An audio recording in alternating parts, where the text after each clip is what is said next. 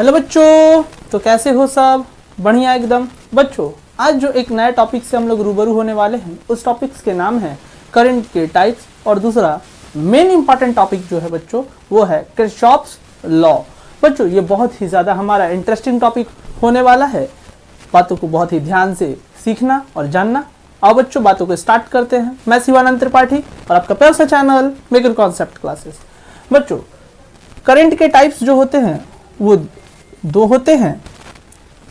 एक होता है बच्चों डायरेक्ट करंट, जिसको हम लोग डीसी के नाम से जानते हैं, और दूसरा होता है बच्चों अल्टरनेटिंग करंट, जिसको हम लोग एसी के नाम से जानते हैं। बच्चों, डायरेक्ट करंट किसे कहते हैं?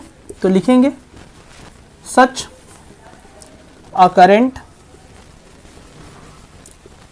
which may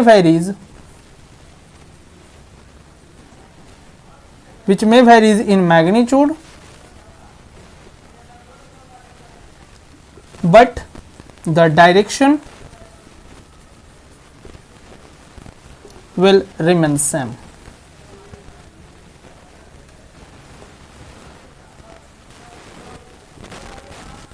बच्चों, ऐसा करंट जिसका मैग्नीट्यूड हो सकता है कि बदले, लेकिन उसकी डायरेक्शन हमेशा क्या रहे?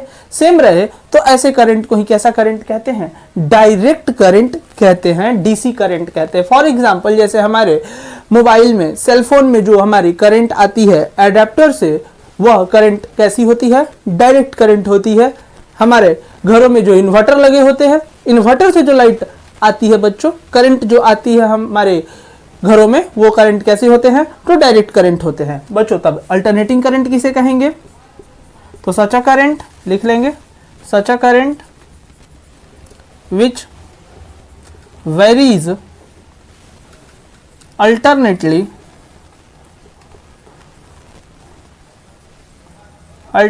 इन magnitude as well as direction. बच्चों, तो ऐसा करंट जिसका मैग्नीट्यूड भी बदलता हो, साथ ही साथ डायरेक्शन भी बदलता हो, वैसे करंट को अल्टरनेटिंग करंट कहते हैं। बच्चों, अब ये करंट कहाँ मिलेगा हमें? तो जो हमारे ट्रांसफार्मर से डायरेक्ट हमारे घर में जो लाइट आती है, वो कैसी होती है? अल्टरनेटिंग करंट होती है। और जो जनरेटर से जो लाइट आती है, वो भी करंट कैसी होती है? अल्टरनेटिंग करंट ही होती है।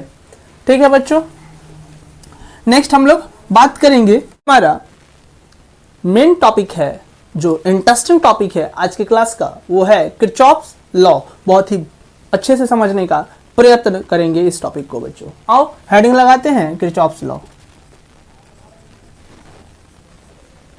Kirchhoff's law, Kirchhoff's law basically बच्चों दो प्रकार का होता है, दो टाइप्स किरचॉफ्स ने अपने मतलब दो नियम्स बताए हुए हैं। पहला नियम है जंक्शन लॉ, और दूसरा है बच्चों वोल्टेज लॉ। बच्चों, पहला जंक्शन लॉ जो है उसे हम लोग जानने का प्रयत्न करेंगे। सबसे पहले बच्चों जंक्शन लॉ को लिखते हैं, पहले लिख लेते हैं इसकी क्या जंक्शन लॉ की बातें हैं, फिर उसको अच्छे तरीके से समझेंगे। आओ बच्चों, this law is based upon the conservation of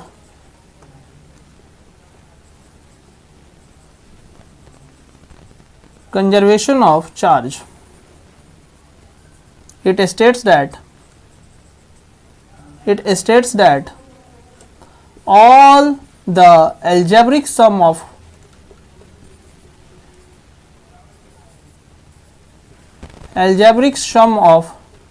current meeting at junction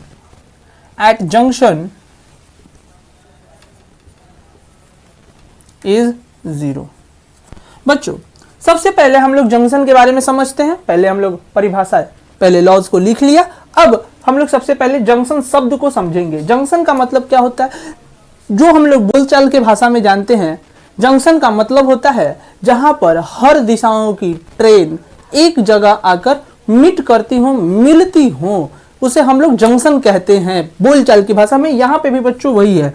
Kirchhoff sir ने बोला कि जितने भी करंट हैं, अगर एक पॉइंट पर हर अलग अलग दिशाओं की करंट अगर एक पॉइंट पर आकर मिलती है तो वह क्या कहलाएगा? जंक्शन लॉ कहलाएगा। लेकिन उसी जंक्शन लॉ में थोड़ा सा उन्होंने मॉडिफाई किया। मॉडिफाई क्या किया? बोला कि जितनी भी करंट इस पॉइंट पर, इस जंक्शन पर आएगी, मान लो इसका नाम R1 है, R2 है और ये R3 है, यहाँ से करंट I3, यहाँ से करंट I2, यहाँ से करंट I1, तो जितनी भी करंट हमारी I1, I2, I3 इस पॉइंट पर आकर मिलेंगी, उन सभी का सम 0 के बराबर होगा। ये बात किसने बोला? किरचॉफ ने बोला। मैथमेटिकली लिख देते हैं, I1 plus I2 plus I3 equal to 0। ये बात किसने बोला? किरचॉफ ने बोला कि जितनी भी करंट एक पॉइंट पर, एक जंक्शन पर, ये इस पॉइंट को क्या कहेंगे? तो जंक्शन कहेंगे, जहां पर हर दिशाओं की करंट आकर क्या करती हैं? मिलती हैं, मीट करती हैं, उसी को हम लोग कहते हैं junction.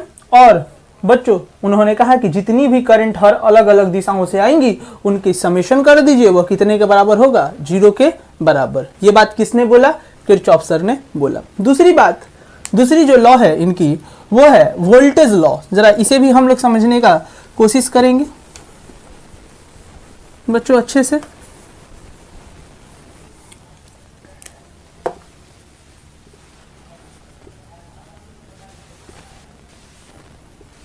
This law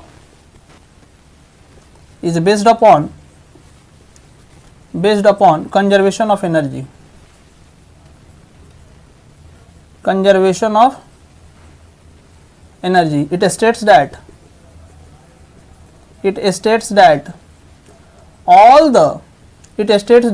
all algebraic sum of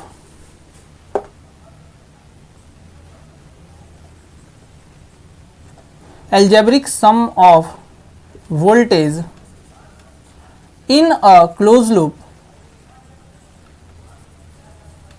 is 0।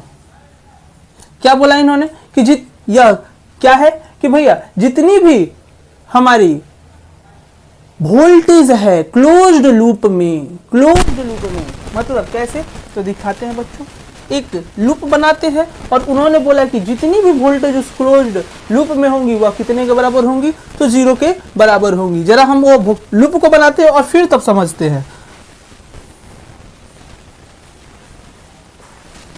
एक लूप मैंने बनाया बच्चों, इस टाइप का मैंने लूप बनाया, जिसमें हमने हर का नाम Zi1, इसका नाम मान लेते हैं Zi2, इसका नाम Zi1 दे देते हैं। ये हो गया हमारा मान लो R1, ये R2, ये R3, ये R4। 4 रजिस्टर, 2 बैटरी मैंने दिया और बोला उन्होंने कि इस लूप में ये पूरे के पूरे क्लोज्ड लूप में वोल्टेज का समेशन कितने के बराबर होगा? 0 के बराबर होगा। ये बात किस में बोला? किस नियम में बोला? तो वोल्टेज लॉ में बोला। किसने बोला? तो किरचॉफ ने बोला। ये बात याद रखेंगे बच्चों। और कैसे लगाएंगे? मान लो बच्चों ये करंट I निकल रहा है और इसमें करंट I इंटर कर रहा है, तो पूरा का पूरा क्लोज लूप हो रहा है, क्योंकि करंट हम लोग जानते हैं हमेशा बचपन से कि करंट जो है हमेशा क्लोज्ड लूप में ही ट्रेवल करता है। तो बच्चों बनाएंगे क्लोज लूप, इसका वोल्टेज कैसे निकालेंगे? तो लिखेंगे -IR1 -IR2 -IR3 plus Zi1 -IR4 Zi2 equal to 0। बच्चों ये हमारा वोल्टेज लॉ हो गया और जंक्शन लॉ, दोनों हम लोग आज समझ लिए।